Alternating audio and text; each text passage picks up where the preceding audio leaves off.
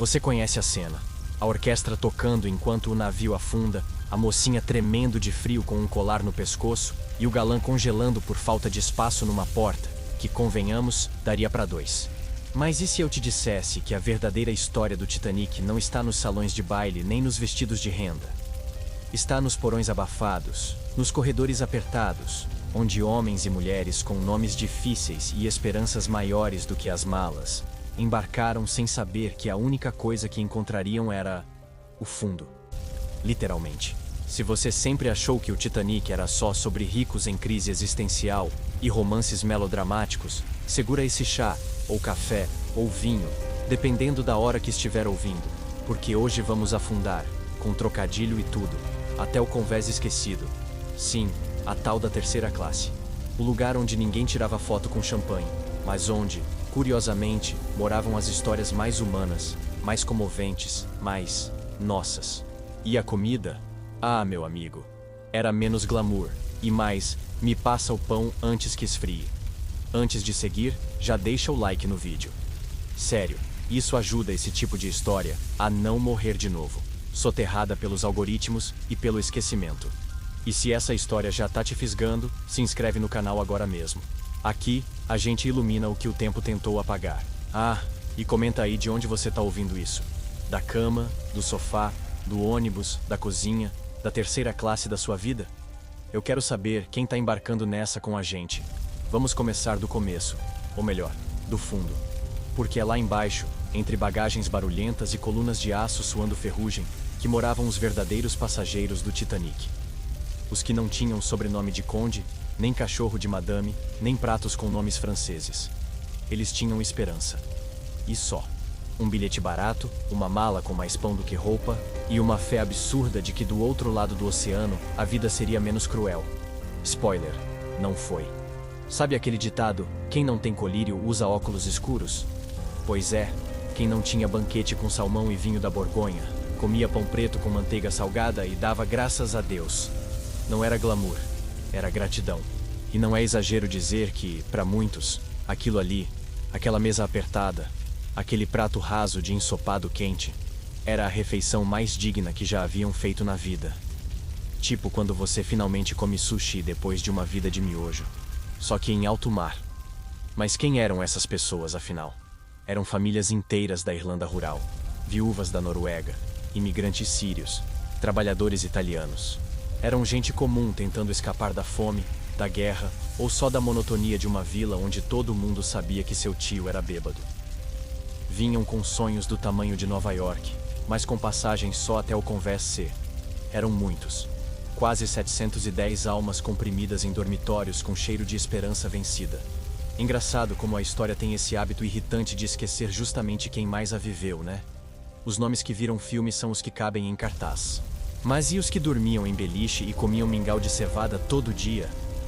Esses viraram estatística.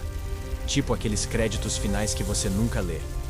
Pessoas, centenas. Destino, naufragado. Reconhecimento, zero.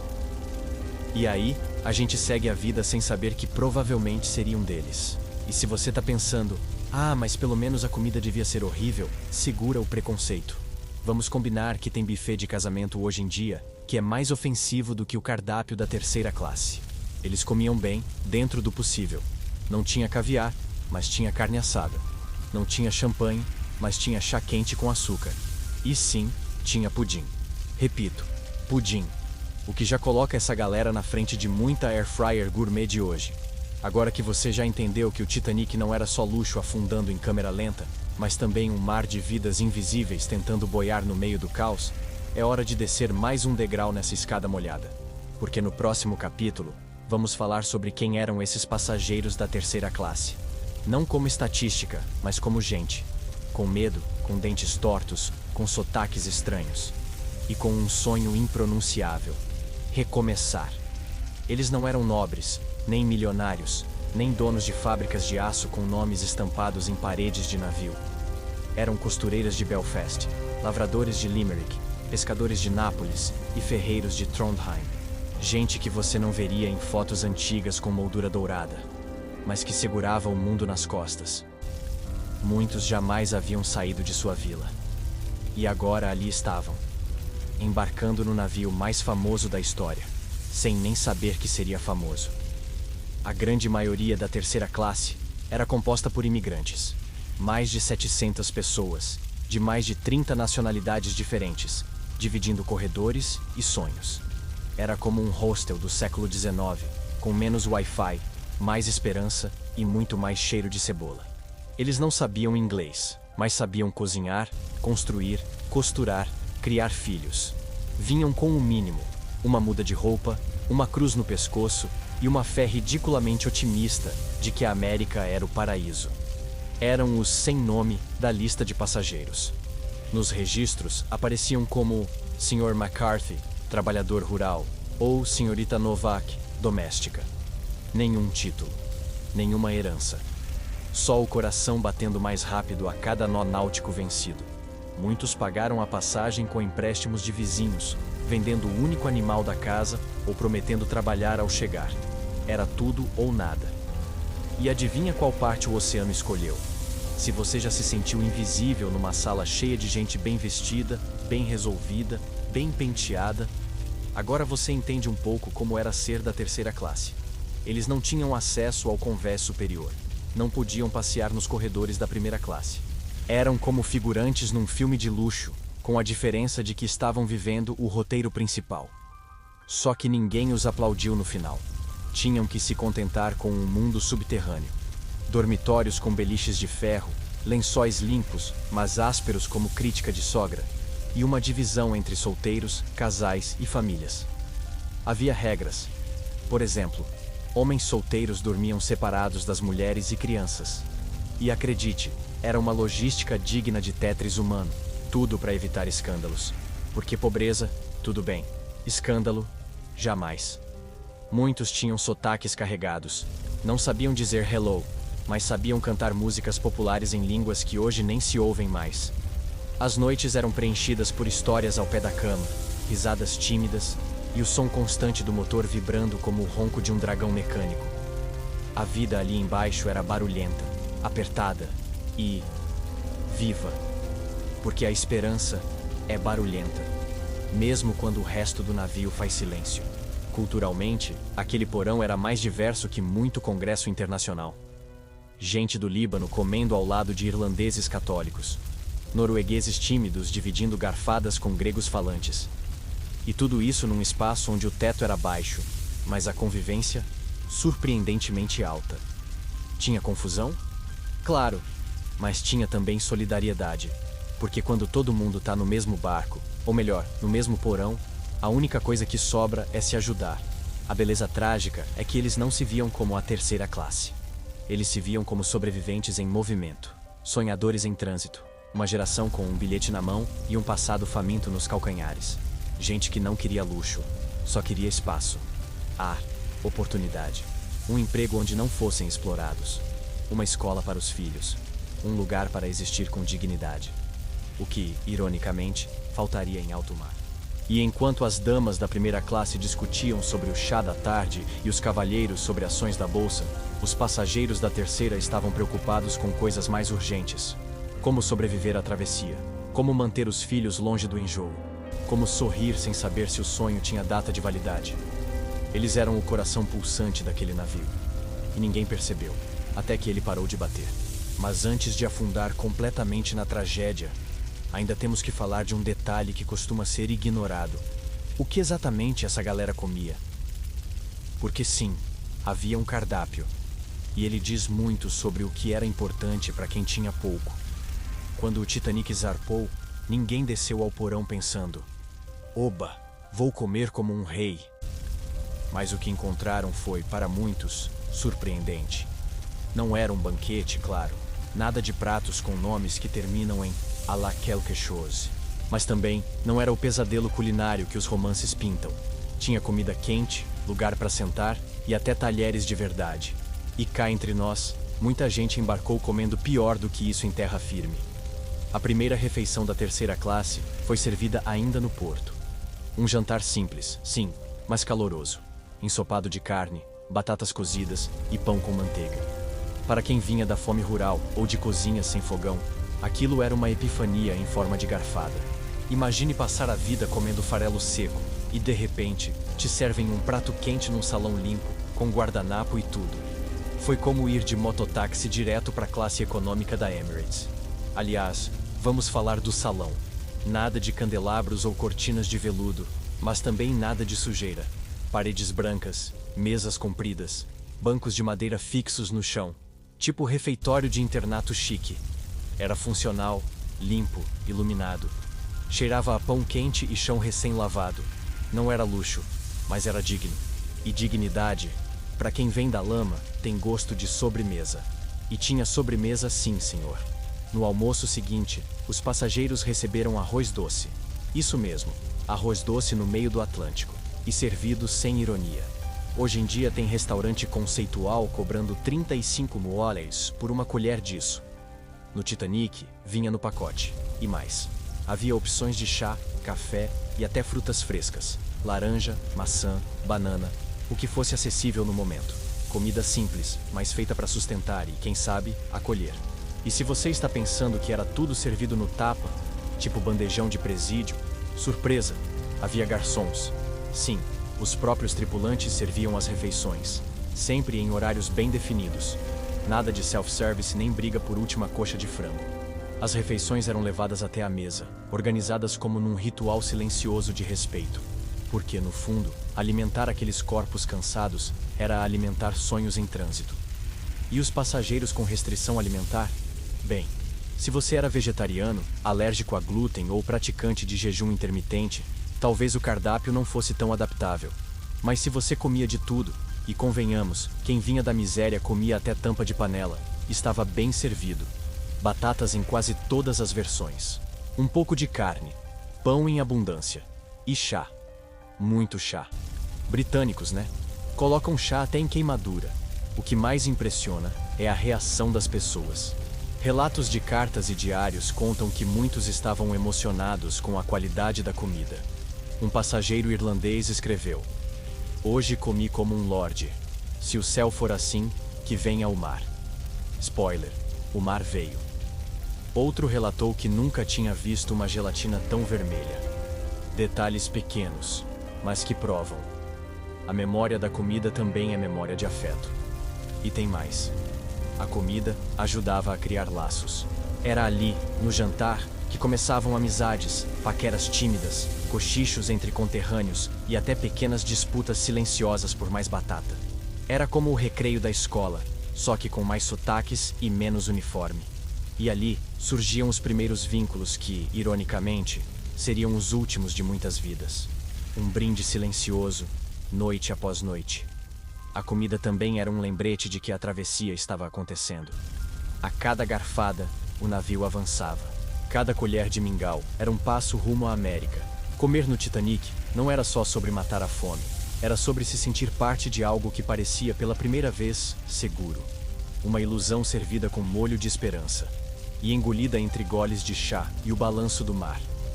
Mas como em toda história com luz, há uma sombra. E a próxima página desse banquete traz algo que quase ninguém fala. As regras da refeição. Sim, até na terceira classe existia etiqueta. Havia normas, divisões, protocolos. E não era só para manter a ordem. Era para manter a ilusão de que, mesmo sendo pobres, eles ainda podiam comer com alguma honra. Você acha que a terceira classe era uma bagunça generalizada? Tipo festa de faculdade com farofa, criança correndo e adulto comendo feijão com a mão? Nada disso. O Titanic, até no porão, seguia um sistema quase militar.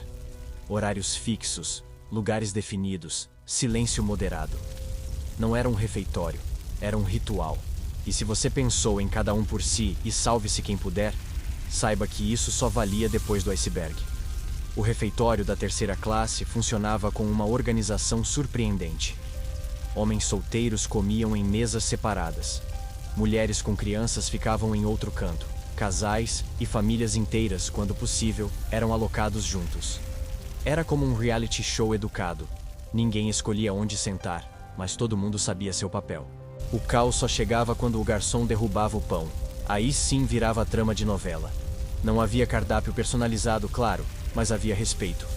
As refeições eram servidas em sequência, primeiro as mulheres, depois os homens. Um sinal simples, quase invisível, iniciava o ritual. Ninguém gritava, ninguém avançava na bandeja alheia. Se alguém fizesse isso, levava olhares que diziam: "Moço, você tá no Titanic, não no açougue do século passado." Havia uma dignidade na pobreza que ali resistia ao oceano. E pasme, haviam talheres, reais. Nada de comer com as mãos ou dividir garfo com o vizinho. Cada passageiro recebia seus próprios utensílios, limpos, modestos, de metal. Pratos de cerâmica branca, copos de vidro grosso, nada de luxo, mas nada de plástico ou folha de bananeira. Era o tipo de mesa que sua avó aprovaria, mesmo que reclamasse da falta de toalha bordada. Até as crianças tinham suas regrinhas. Nada de correr entre as mesas, nada de gritar por mais pudim. Elas comiam sentadas, educadas, muitas vezes sob o olhar atento das mães, ou de alguma senhora irlandesa aleatória que assumia a função de fiscal do bom comportamento. Era como um clube silencioso onde o ingresso era pago com obediência e garfadas bem dadas. Claro, sempre tinha o tio doido da terceira classe. Aquele que contava histórias demais, ria alto demais e, em noites mais ousadas, tentava roubar 2 porções de batata. Mas até esses personagens eram parte do teatro cotidiano daquele refeitório. Como se cada um ali, com sua miséria elegante, soubesse que estava participando de algo maior, ainda que ninguém os filmasse. As refeições eram curtas, objetivas. Nada de sobremesa com 3 garfos ou longas conversas pós-prato. Era comer, sorrir, agradecer. Agradecer a quem? Ao destino, ao navio, à tripulação, ou simplesmente por estar vivo e com o estômago cheio. Para muitos, aquela era a única hora do dia em que se sentiam tratados com algum tipo de valor, mesmo que fosse só um lugar na mesa. E isso faz pensar, como a etiqueta é uma armadura. Mesmo quando o mundo te trata como invisível, manter-se ereto à mesa, passar o pão com cuidado e aguardar a sua vez pode ser um grito de resistência. Eu ainda sou gente dito com garfo e faca. Não era sobre regras, era sobre dignidade. Sobre encontrar alguma ordem num oceano de incertezas. É quase poético imaginar que, sob toneladas de aço e distância social, havia um salão onde pobres do mundo todo se sentavam juntos, em silêncio, mastigando não só o jantar, mas a ideia de que, pelo menos ali, eles pertenciam. Não importava se tinham um nome difícil ou uma roupa remendada. Naquele momento, eram passageiros, e ninguém os estava expulsando da mesa. Mas a etiqueta não enchia a barriga. E no final das contas, o que segurava todo mundo firme era a comida. Quando falamos em refeição de terceira classe no Titanic, sua mente provavelmente imagina algo entre gororoba cinzenta e sopa rala com gosto de ferrugem. Mas não. A verdade é que o cardápio era surpreendentemente respeitável. Tipo aqueles restaurantes familiares que não têm estrela Michelin, mas servem a melhor carne assada da sua vida. Sim, a comida era simples, mas simples não é sinônimo de ruim. E naquele contexto, era um abraço no estômago. Comecemos pelo carro-chefe, o ensopado de carne com legumes. Saboroso, quente e com pedaços identificáveis, o que para 1912 já era um luxo. Havia batata, cenoura, cebola e uma carne que variava entre bovina e sei lá o quê, mas que ninguém questionava muito. Era servido em porções generosas, do tipo que gruda na alma e aquece até a sola do pé. Tipo aquela comida de domingo feita pela tia-avó que sempre exagera no sal, mas acerta no amor. Além do ensopado, o pão era rei. Pão preto, pão branco, pão com manteiga, pão com queijo. O trigo movia aquela terceira classe como gasolina move um carro. Havia picles também. Sim, picles. Um luxo agridoce no meio do Atlântico. E queijo cheddar. Não aquele cheddar radioativo de fast food, mas o de verdade. Forte, encorpado, com gosto de fui feito com paciência. E tudo isso era servido com chá ou café. Ou os dois, se o garçom gostasse da sua cara. No café da manhã, o menu trazia mingau de aveia, com uma colher de açúcar, quando dava, e leite quente. Sério, você tem ideia do que é servir leite quente no meio do oceano, com 700 pessoas a bordo? Aquilo era quase alquimia. E mais, serviam também marmelada e bolachas. Bolachas mesmo, daquelas durinhas, que que quebram o dente de quem não tem calma ou experiência. O almoço podia ter carne salgada com batatas, às vezes peixe defumado. Um luxo improvável, considerando que o pessoal da terceira classe não tinha acesso aos cardumes da primeira. E ainda rolava, pasme, macarrão com molho branco. Sim, o Titanic era multitask: navio, hotel, restaurante e tratoria flutuante.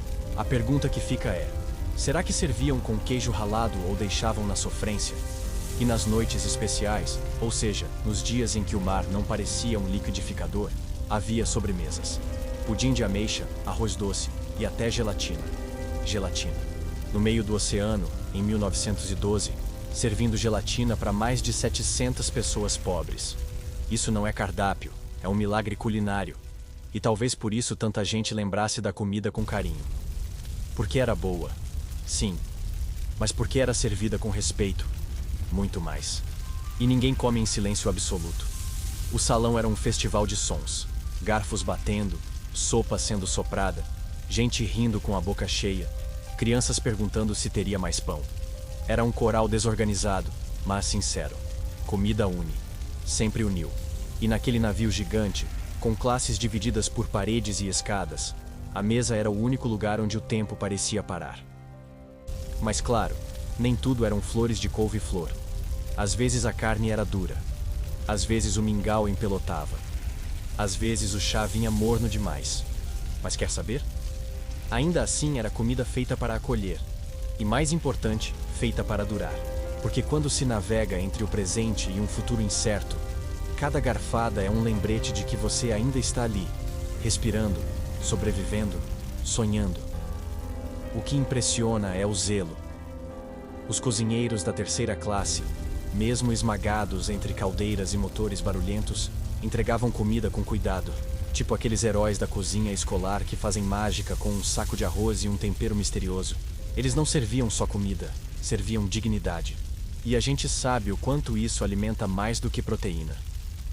E por falar em cozinheiros, quem eram esses anônimos que tornavam a cozinha do Titanic um templo silencioso de sobrevivência? Enquanto os passageiros da terceira classe saboreavam seus ensopados em paz, havia uma outra tripulação trabalhando no calor do inferno, literalmente. Sim, estamos falando dos cozinheiros, ajudantes e assistentes que transformavam batatas em jantares e esperança em alimento. Eram os heróis invisíveis do navio, aqueles que não apareciam em foto, não ganhavam elogios e muitas vezes nem sabiam nadar. Mas sem eles, o Titanic teria virado um navio temático da fome. A cozinha da terceira classe ficava próxima das caldeiras, um lugar abafado, estreito, barulhento. Se hoje em dia cozinhar em apartamento pequeno já exige paciência zen, imagine fazer isso em um navio, com o chão balançando e vapor saindo por todos os cantos. Era tipo trabalhar dentro de uma panela de pressão gigante, com avental, faca e horário apertado. E sem direito a reclamar, porque não tinha saque. Os cozinheiros eram homens simples, muitos deles também vieram da pobreza. Trabalhadores contratados para alimentar trabalhadores. E talvez por isso cozinhassem com tanto zelo. Sabiam o que significava servir comida quente para alguém que atravessou o oceano com a barriga vazia. Eles picavam cebola com a precisão de um cirurgião e mexiam caldeirões como se estivessem embalando promessas. Não havia fogões modernos, nem fornos elétricos, nem micro-ondas. Tudo era feito no braço, na brasa e na base do vai que dá. A lenha alimentava as chamas. Os tachos ferviam dia e noite. E entre a fumaça e o barulho das máquinas, aqueles homens criavam algo sagrado. Comida com alma. Não por status, mas por sobrevivência. E no fundo, sabiam disso. Mesmo que ninguém aplaudisse. Aliás, ninguém agradecia. O alimento chegava à mesa sem crédito, sem assinatura, sem aplauso. Como se tivesse caído do céu. Mas vinha do porão da dignidade. Das mãos calejadas de cozinheiros que muitas vezes nem dormiam direito. Não havia chefe com chapéu branco, nem degustação em prato quadrado. Era uma guerra contra o tempo, contra o balanço do navio e, principalmente, contra a indiferença. Sabe aquele ditado, cozinha é o coração da casa? No Titanic, era o pulmão com bronquite. Respirava ofegante, suava sem parar, mas mantinha o corpo inteiro funcionando. E ninguém notava. A cozinha da terceira classe Era como aquele personagem secundário que segura todo o filme nas costas, mas nem ganha nome nos créditos. Ainda assim, seguia firme, porque desistir não era opção. Tinha também os assistentes, jovens imigrantes, adolescentes que começaram limpando o chão e acabaram aprendendo a mexer no fogão. A maioria ganhava pouco, ou nada, mas tinham comida, cama e a promessa de uma vida nova na América. Spoiler: muitos não chegaram lá, mas deixaram, mesmo sem querer, um legado de calor e comida servida com honra. Eram muitos os improvisos. Faltava ingrediente, inventava-se outro. A batata veio estragada, vai purê. O peixe não chegou, faz carne 2 vezes.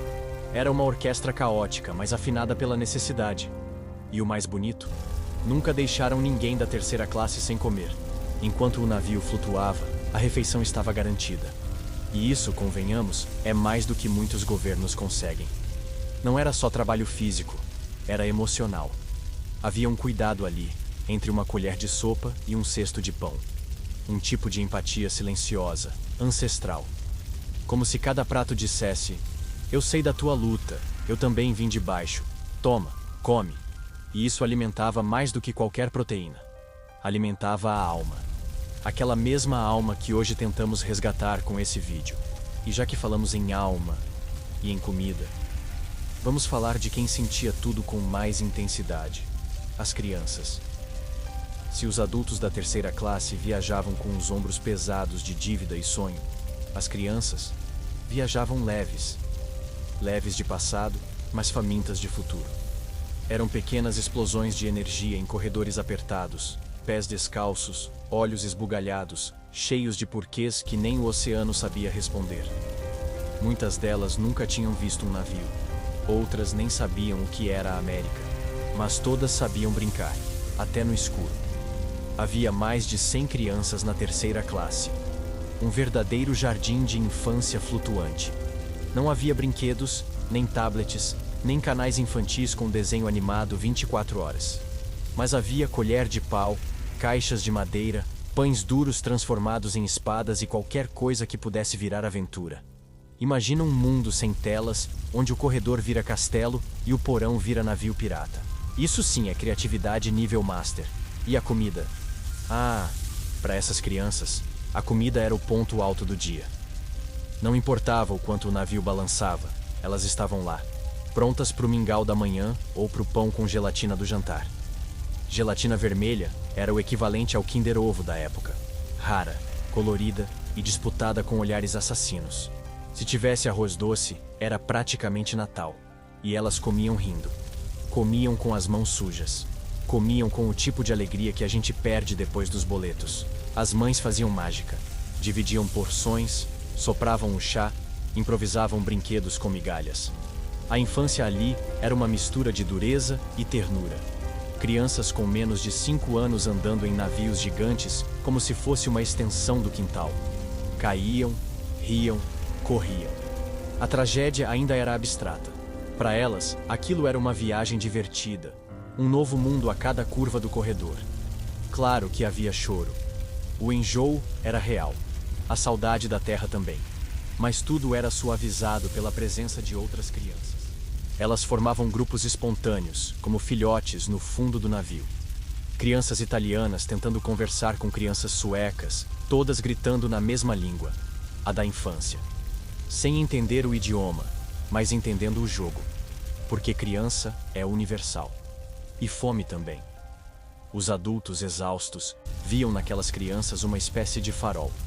Elas lembravam o motivo da travessia, o porquê de deixar tudo para trás. Era por elas.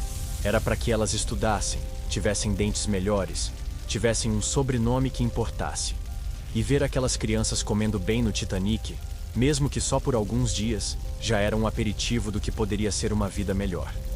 Ou pelo menos, uma ilusão disso. Algumas crianças anotavam o que comiam.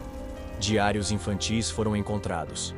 Rabiscos com desenhos de pão, relatos de um prato doce que escorregava. Coisas simples, mas que hoje são tudo o que temos. Pequenas pistas de que aquelas vidas existiram. Não como estatísticas, mas como histórias que alguém precisava contar. Como essa aqui. como agora.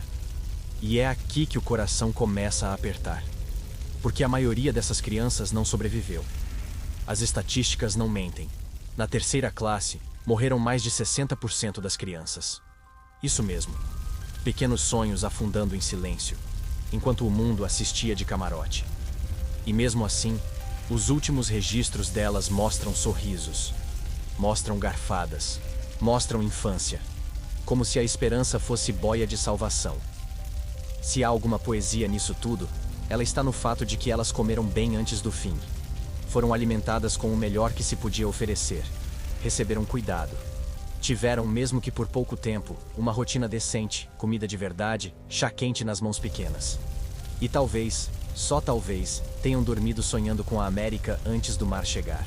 Mas, enquanto os pequenos viviam esse breve paraíso, o resto da terceira classe seguia seu ciclo de sobrevivência. Refeição após refeição, risada após risada. Comer, resistir, dormir e repetir. E nesse cotidiano apertado, comer virou um ato sagrado. Um ritual. Uma cerimônia. Na terceira classe do Titanic, comer não era apenas uma função biológica. Era uma declaração silenciosa. Ainda estou aqui. Com a barriga cheia e os pés no chão de aço, cada passageiro reafirmava sua existência num mundo que fingia não vê-lo. Não era sobre sabores, era sobre presença. Sobre o ato teimoso de sentar, mastigar e continuar.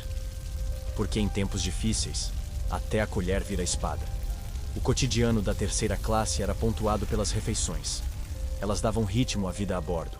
Quando o estômago roncava, significava que o tempo havia passado. Era como um relógio primitivo e, ao mesmo tempo, emocional. Comer era o intervalo entre a dúvida e a esperança. Entre uma lembrança amarga e um sonho açucarado. Era o momento em que todos, por alguns minutos, largavam o peso da travessia. Essas refeições se tornavam pequenas cerimônias. O barulho das cadeiras, o cheiro antecipado da sopa, o olhar curioso das crianças tentando adivinhar o prato do dia. Cada um se sentava com uma expectativa quase religiosa, porque ninguém sabia o que viria depois do Atlântico. Mas o ensopado de hoje, esse sim, era certo. Era o único futuro garantido. E ele vinha em tigelas fundas. Havia ali uma coreografia não escrita. Um balé de colheres e cotovelos. Um código de convivência inventado entre imigrantes que jamais se encontrariam em outra situação. Um oferecia o pão. Outro cedia espaço no banco. Uma senhora dividia chá com um menino loiro de olhos arregalados. E todos, sem saber, estavam criando algo maior que comida. Comunidade. E isso sustenta até onde o pão não alcança. Não havia distrações modernas. Nada de celular, podcast, feed de notícias. O entretenimento era olhar nos olhos, ouvir o sotaque alheio e rir de piadas que nem sempre se entendia, mas sempre se sentia. E entre colheradas tímidas e histórias improvisadas, criava-se um mundo onde pobres do mundo todo viravam cúmplices. Comer era um idioma comum, uma gramática universal de sobrevivência. Tinha quem comesse em silêncio, mastigando memórias. Tinha quem contasse vantagem, jurando que já tinha comido carne melhor na terra natal. Mentira. Tinha até quem chorasse em silêncio diante de uma xícara de chá, porque às vezes a comida servia de espelho. E espelho é perigoso quando se viaja para fugir de si mesmo. Mas mesmo nesses momentos, havia um respeito tácito. Ninguém ria da dor do outro. Havia também superstição. Muitos comiam sempre no mesmo lugar, como se isso espantasse o azar. Outros rezavam em silêncio antes da primeira garfada. Alguns guardavam um pedacinho de pão no bolso, para dar sorte ou matar a fome depois. E se isso parece estranho para você, parabéns. Nunca passou necessidade. Quem tem medo de amanhã, aprendeu a mastigar devagar. A comida, nesses rituais, deixava de ser só comida. Virava símbolo. Era o que restava do controle num ambiente onde quase tudo era incerteza. Os pratos se repetiam, é verdade, mas dentro da repetição havia um conforto. Pelo menos aqui, as coisas faziam sentido. Pão é pão, chá é chá. A vida lá fora podia ser caos, mas ali, ao redor da mesa, reinava uma ordem sagrada. Talvez por isso muitos lembravam com carinho das refeições. Não era pelo sabor, era pelo que aquilo representava. Comida servida, calor no corpo, vozes conhecidas. Um instante de estabilidade em um mundo flutuante. Uma pausa no medo. E essa pausa, por mais breve que fosse, fazia diferença. Porque no fundo, todo ser humano precisa de um motivo para seguir. Às vezes, esse motivo é uma colher de sopa. Se você acha que cheiro não conta história, é porque nunca desceu ao porão de um navio lotado. O convés inferior do Titanic, onde a terceira classe dormia, comia, sonhava e suava, tinha um perfume próprio. Não daqueles que vendem em frascos caros com nomes franceses. Era um aroma mais honesto, denso, persistente, e que grudava na roupa como promessa de futuro e de febre. Primeiro vinha o vapor, umidade no ar, paredes suadas, aquele cheiro metálico de ferro cozido no bafo da caldeira. Era como viver dentro de uma chaleira gigante. O vapor se enroscava no cabelo, na roupa, nos lençóis. Era invisível, mas pesava. Era como se o próprio navio respirasse sobre você, e não com hortelã. Depois vinha a cebola. Sempre tinha alguém cortando cebola. Era o cheiro mais democrático da cozinha. Espalhava-se pelos corredores como fofoca de vila. Não havia escapatória. A cebola se misturava ao alho, que se misturava à carne cozida, que se misturava ao suor dos corpos. O resultado era uma espécie de perfume colonial proletário, exclusivo, inconfundível. E não vamos ignorar o fator gente. 700 pessoas vivendo em espaço reduzido. Isso gera um bokeh humano que nenhum aromatizador de ambiente seria capaz de conter. Tinha cheiro de corpo cansado, de roupa repetida, de sapato molhado. E também de sabão. Aquele sabão antigo que mais limpava a alma do que a roupa. Era a fragrância da luta diária. Havia também o cheiro do medo. Pode rir, mas é real. O medo tem cheiro. Um azedume sutil, uma eletricidade no ar, como se o próprio ambiente soubesse que algo estava por vir. Ninguém falava disso, claro. Mas estava lá. Entre o vapor da sopa e o bolor das malas. Um suspense silencioso que grudava no nariz e nas entrelinhas. Mas nem tudo era pesado. Havia também o cheiro do pão fresco, de chá doce sendo servido, de frutas maduras ocasionalmente liberadas. E às vezes, uma brisa inesperada escapava pelas frestas e trazia o cheiro do mar. Sal, vento e liberdade. Um lembrete de que ainda estavam em movimento. Que havia um destino, mesmo que ele fosse menos glamuroso do que prometido. A experiência olfativa do convés inferior era, portanto, uma cápsula do tempo. Um resumo da vida real. Sem filtro, sem florzinha, sem disfarce. Era como uma página em branco escrita com suor. Quem viveu ali jamais esqueceu. Porque o cheiro da sobrevivência cola na memória com mais força do que qualquer lembrança bonita de salão dourado. Hoje, nos museus, há réplicas dos quartos, da louça, até das roupas. Mas ninguém consegue reproduzir aquele cheiro. Ele morreu com o navio. Ou talvez esteja escondido na alma de quem desceu e não voltou. Porque o olfato é traiçoeiro. Pode te levar de volta ao porão de um navio com uma mordida de cebola. Ou com o calor de uma sopa. E pensar que, para muitos, aquele era o lugar mais limpo e confortável que já haviam conhecido. Não era luxo, mas também não era lama. Era o meio termo aceitável entre o passado miserável e o futuro incerto. E ali, mesmo com cheiro de ferrugem e batata, havia humanidade. E com ela, memória. E memória, como sabemos, tem gosto, cheiro e fim. E falando em fim, vamos ao momento mais simbólico de toda essa viagem. A última refeição dos esquecidos. Porque antes do mar engolir seus nomes, eles ainda sentaram à mesa, mastigaram em silêncio. E talvez até sorriram. Era noite. Uma noite fria, mas não fria o suficiente para levantar suspeitas. A bordo, o jantar foi servido como sempre. Pão fresco, ensopado de carne, chá quente, tudo aparentemente igual. Como se o destino tivesse caprichado no cinismo, dar um jantar decente antes de tirar o chão. A maioria comeu sem pressa. Alguns conversaram mais do que o habitual. Outros se despediram sem saber. Os relatos que restaram falam de uma refeição calma. Tranquila demais. Talvez o mar estivesse gentil, Ou talvez fosse o silêncio antes do impacto. As crianças lambiam os dedos após o pudim. As mães davam os últimos goles de chá aos filhos. Os homens... Bom, os homens estavam cansados demais para prever tragédia. Porque quem vive na margem não espera a tempestade. Já vive nela. Alguns, dizem, estavam de aniversário naquela noite. Outros escreviam cartas, esperando enviar no próximo porto. Havia casais recém-casados. Havia viúvas. Havia gente que, horas antes, ainda sonhava com empregos em Chicago, pensões em Nova York, campos no Canadá. Mas ali estavam, sentados na mesa de um navio que em breve viraria túmulo. Você já pensou nisso? Em qual foi sua última refeição feliz? Aquela antes de tudo mudar. Antes da notícia, do acidente, da decepção. Pois é. Essas pessoas tiveram essa refeição. E ninguém sabia que era a última. Isso é o que mais corta.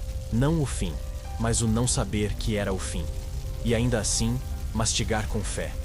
A comida, dizem, estava boa. Talvez melhor do que o normal. Talvez fosse só ilusão da memória, tentando dourar o que não teve tempo de ser vivido. O sabor do arroz doce, o calor do chá, o tilintar dos talheres. Tudo isso se transformou, nas lembranças que restaram, em poesia. Não porque era perfeito, mas porque foi o último.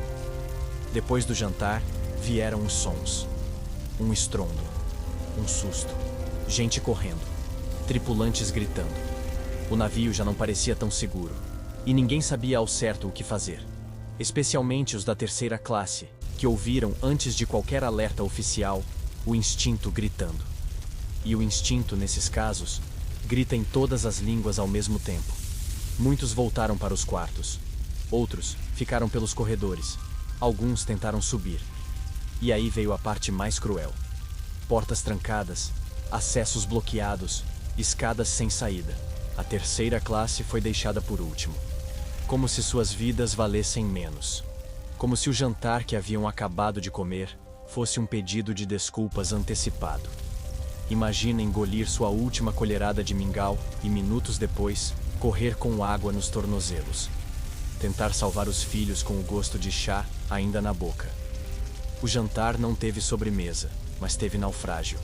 Não teve brinde, mas teve correria. E cada passo era mais pesado do que a sopa servida horas antes. E mesmo assim, há algo de profundamente humano em tudo isso. Porque até o fim, eles comeram juntos. Eles dividiram. Eles sorriram. A mesa uniu o que a tragédia separaria. Não é lindo. É trágico. Mas é real.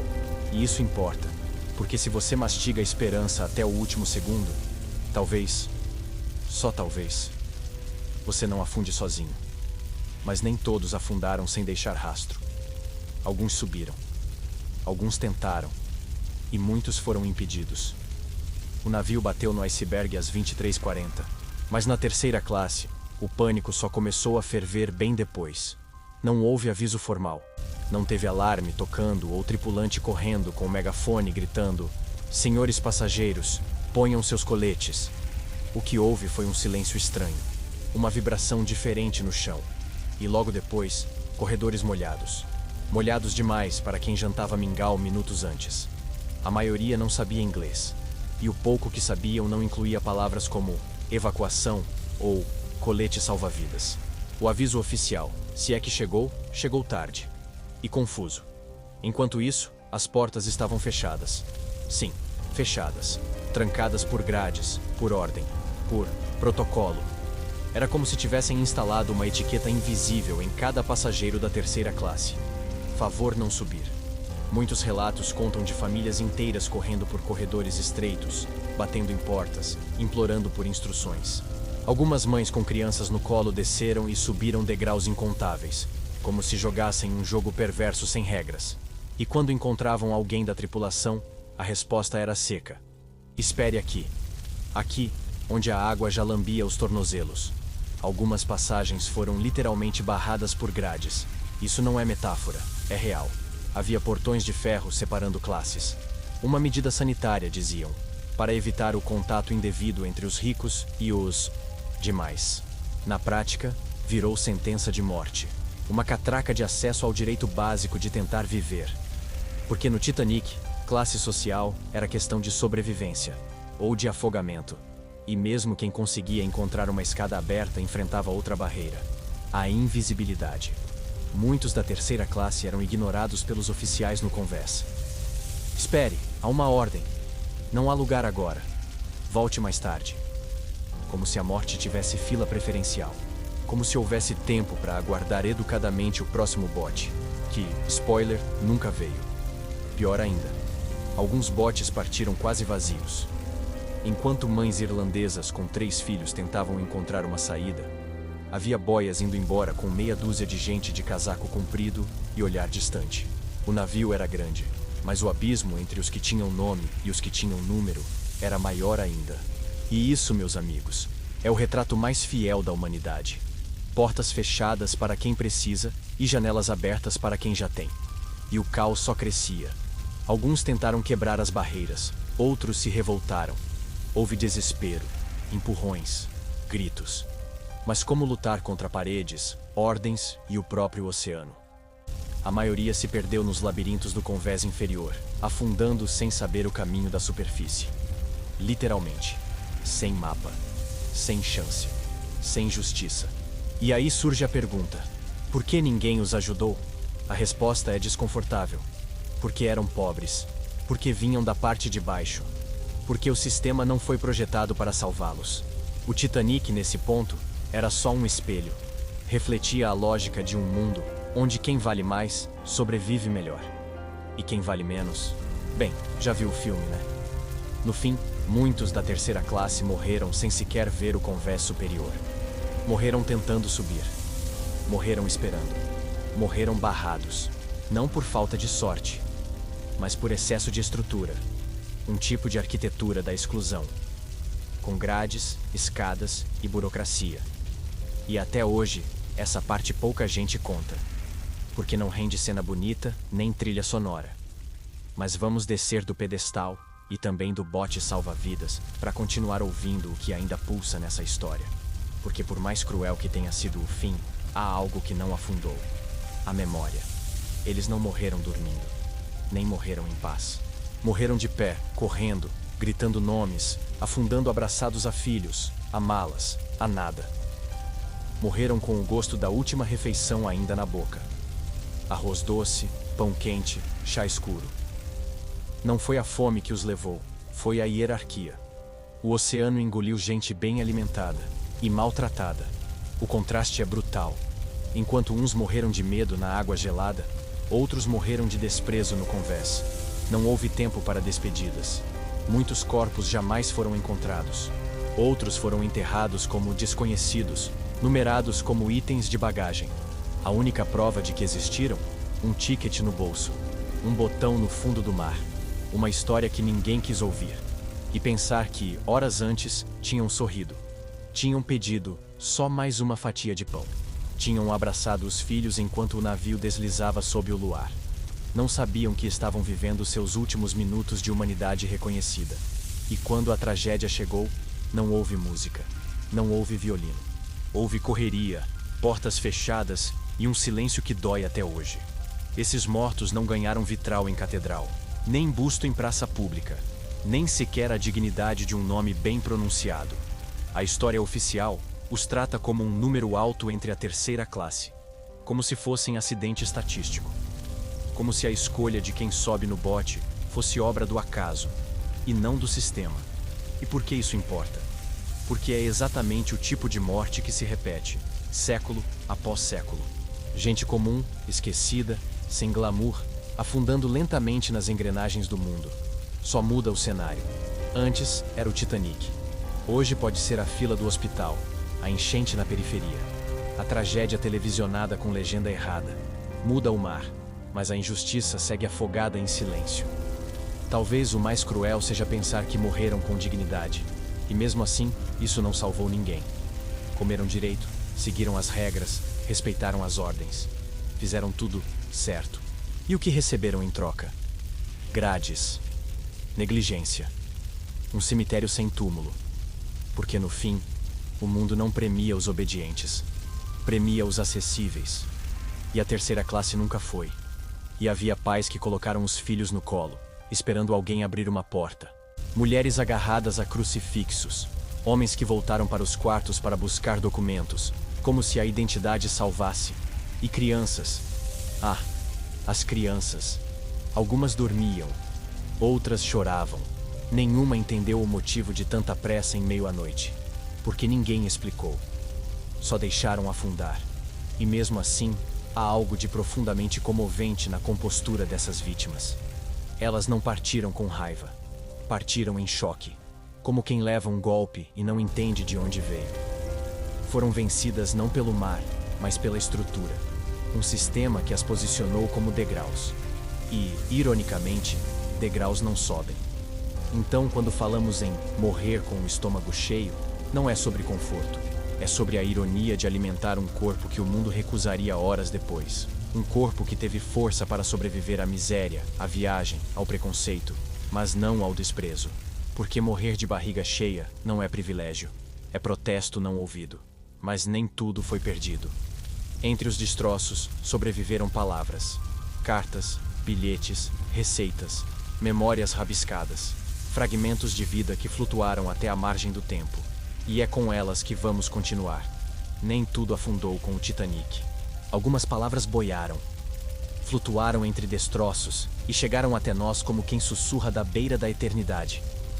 Foram bilhetes, receitas rabiscadas em cadernos, cartas nunca enviadas, diários infantis com desenhos tortos e frases mal escritas que, ironicamente, dizem tudo.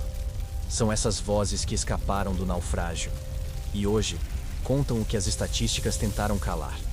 Uma carta de um rapaz irlandês, por exemplo, descreve com alegria a refeição do dia. Hoje comi carne de verdade.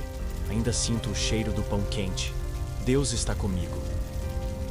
Ele morreu horas depois, mas o bilhete sobreviveu. Não virou manchete, mas virou relíquia. E é isso que a história faz com os esquecidos. Só escuta quando eles já não têm mais voz. Outros relatos falam da gelatina. Sim, a bendita gelatina vermelha virou mito entre as crianças da terceira classe. Um diário de uma menina sueca de 9 anos, recuperado junto aos pertences da família, menciona uma sobremesa que tremia sozinha.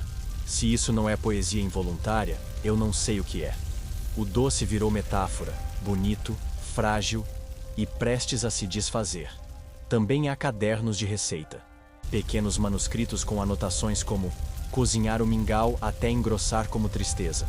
Ou usar a batata antes que ela crie raiz e saudade. Releituras modernas diriam que é arte marginal. Eu chamo de sobrevivência com sabor. O gesto de escrever uma receita é, no fundo, uma forma de dizer: eu existi, eu alimentei, eu fui alguém. Esses objetos foram achados junto a malas, roupas, pedaços de madeira. Fragmentos flutuantes do que um dia foi uma vida inteira em trânsito. E o que eles nos contam não é só o que se comia, é o que se sentia. Um caderno de um lavrador sérvio trazia desenhos de um campo. Embaixo, uma frase: logo, eu volto. Nunca voltou, mas o papel chegou. E isso muda tudo. Porque a história oficial fala do navio, da engenharia, do erro, do iceberg. Mas são essas pequenas memórias que falam das pessoas, que revelam a humanidade nos detalhes. O gosto preferido, a caligrafia torta, o nome do filho escrito errado. Não é perfeição, é verdade. E a verdade não afunda fácil. Ela sobe, devagar, mas sobe. Esses relatos não foram celebrados, nem levados para a tela do cinema. Você nunca verá um blockbuster sobre a gelatina da terceira classe, mas deveria. Porque são essas histórias pequenas que sustentam o mundo real. São elas que explicam por que ainda nos importamos. Por que, mais de um século depois, ainda temos um nó na garganta quando falamos desse navio. E o mais curioso?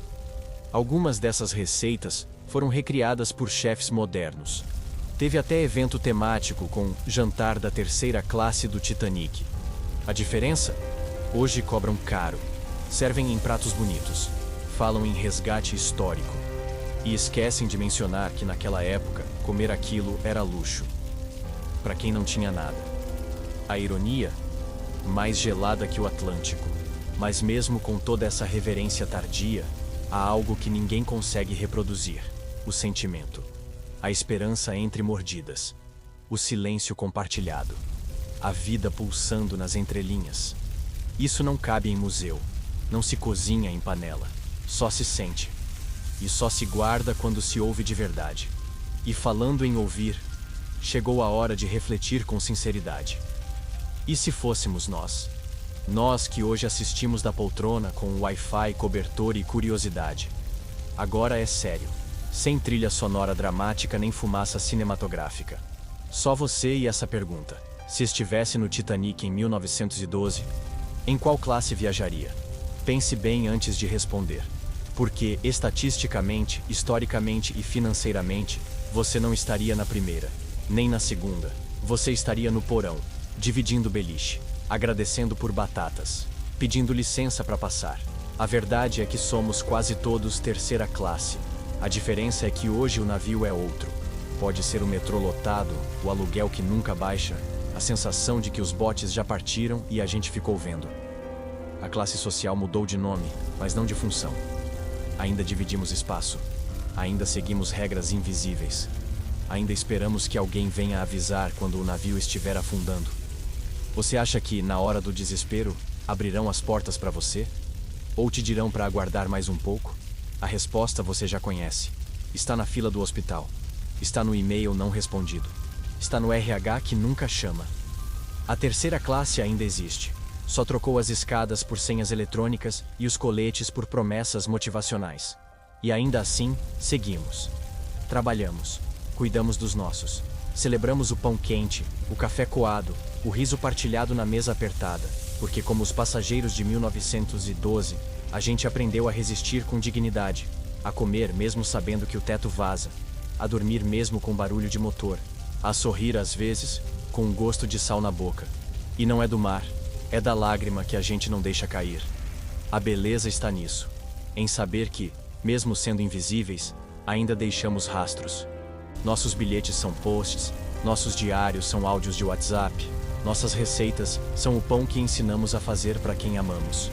Ainda escrevemos no escuro, ainda sonhamos no porão, ainda tememos que o mundo nos tranque para sempre lá embaixo. Mas também há coragem, porque agora temos consciência. Sabemos onde estamos. E podemos contar essa história do nosso jeito, sem focar só nos salões de baile ou nas louças de porcelana. Podemos virar o foco para os que carregaram aquele navio nas costas e afundaram primeiro, mas não em vão, porque agora tem voz, a sua, a minha, a nossa. E isso incomoda, porque exige empatia real, obriga a olhar para dentro e admitir: se fosse eu ali, não teria tido tempo nem de correr. Não é confortável, mas é verdadeiro. E às vezes, a verdade tem gosto de ensopado morno e chão molhado. Um gosto que não se esquece, mesmo depois de 112 anos. Então, da próxima vez que ouvir a trilha do Titanic ou ver uma cena do filme, tente olhar além da rosa congelada. Tente imaginar o José, o Abdul, a Ingrid, o pequeno Pietro. Todos embaixo, sem violino, sem beijo, sem câmera lenta. Apenas tentando viver, apenas tentando comer, apenas tentando chegar ao outro lado. Porque a linha que separa eles de nós é mais fina do que parece. E se você chegou até aqui nessa história, é porque no fundo sabe. Você também já esteve nesse porão. Talvez ainda esteja. E tudo bem. Porque o que importa não é o luxo da viagem.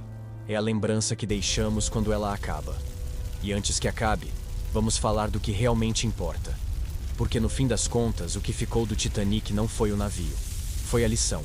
Se você acompanhou essa história até aqui, talvez esteja achando que o pior inimigo da terceira classe foi o frio, ou a fome, ou o medo. Mas não. O que matou aquelas pessoas, o que as engoliu de verdade, foi a indiferença. Silenciosa, educada, bem vestida. A indiferença que tranca portas com cara de protocolo. Que diz, não é pessoal, enquanto segura o trinco. Que calcula, racionaliza e deixa afundar. A fome, eles conheciam. Tinham lidado com ela durante anos, com dignidade. O medo também. Era parte da bagagem, embrulhado entre a esperança e o sapato gasto. Mas a indiferença? Essa era nova. Era fria de um jeito que nem o Atlântico conseguia ser. Era o tipo de ausência que pesa mais que qualquer presença. Uma ausência que dizia: você não importa o bastante. Essa indiferença não nasceu no navio. O Titanic só deu forma a algo muito mais antigo. Ela mora nos sistemas que classificam vidas em colunas, nas listas que priorizam o sobrenome, nos corredores onde a ajuda passa, mas não para. A indiferença é um iceberg invisível, e ao contrário do outro, esse nunca derreteu. É por isso que esse naufrágio ainda nos assombra, porque ele revela um segredo incômodo. O mundo nunca esteve realmente afundando. Ele foi, desde o início, construído inclinado. A água entrou pelas frestas de um sistema que já deixava uns na chuva e outros no salão de chá. O Titanic só escancarou a verdade, com um barulho surdo, metálico e irreversível. E aqui está a ironia final. Eles comeram bem, foram alimentados, seguiram regras, esperaram a vez, fizeram tudo certo, mas morreram trancados. E você ainda acha que o problema era o número de botes? Não era. O problema era o lugar que eles ocupavam na hierarquia das prioridades humanas. E é isso que ninguém gosta de mastigar. O maior naufrágio do Titanic não foi a perda do navio. Foi o fracasso moral da humanidade. Porque um bote pode faltar. Mas empatia, essa não afunda. Essa só desaparece quando a gente para de olhar para o outro como alguém. E começa a ver como passageiro da terceira classe. Um título invisível, um crachá que ninguém pediu, mas que selou o destino de 500 almas. E antes que isso pareça só drama, vale lembrar: o mundo segue, com outros navios, outros sistemas, outras portas que se fecham, outras pessoas batendo, implorando por espaço. E se a gente não aprende com o passado, a repetição vira estilo. E a história vira piada de mau gosto, daquelas que ninguém ri. Mas há um consolo, frágil talvez, mas real. É o fato de estarmos aqui agora, contando essa história, resgatando esses nomes, esses cheiros, esses pratos, esses bilhetes, dando espaço ao que tentaram calar, reescrevendo a travessia com os olhos da compaixão, porque enquanto alguém lembrar, ninguém afunda de verdade. Então, se essa história mexeu com você, comenta aqui embaixo. Eu tô nessa viagem, para que o algoritmo escute o que o mundo ignorou, para que a terceira classe, enfim, tenha sua vez de falar. E se você quiser continuar navegando com a gente por histórias esquecidas, sombrias e reais, se inscreve no canal, porque aqui ninguém fica trancado do lado de fora.